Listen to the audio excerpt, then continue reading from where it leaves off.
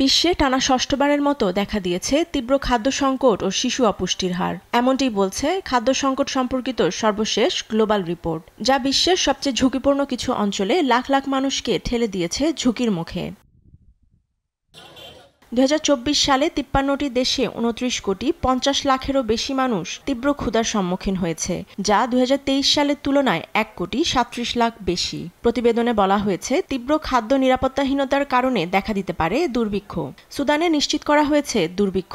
অন্যদিকে গাজা উপত্যকা, দক্ষিণ সুদান, হাইতি ও মালি সহ 20টি অঞ্চলে প্রায় 14 কোটি মানুষ এর কবলে। মুদ্রাস্ফীতি ও মুদ্রার অবমূল্যায়ন সহ অর্থনৈতিক ধাক্কা 15টি দেশে 59.4 মিলিয়ন মানুষকে প্রভাবিত করেছে, যার মধ্যে রয়েছে আফগানিস্তান, দক্ষিণ সুদান ও ইয়েমেন। আবহাওয়ার পরিবর্তনে খরা ও বন্যায় 18টি দেশকে ঠেলে দিয়েছে খাদ্য সংকটে, যার প্রভাব পড়েছে দক্ষিণ আফ্রিকা ও দক্ষিণ এশিয়ায়। এই ক্রমবর্ধমান সংকটের পেছনে প্রধান কারণগুলো তিনটি।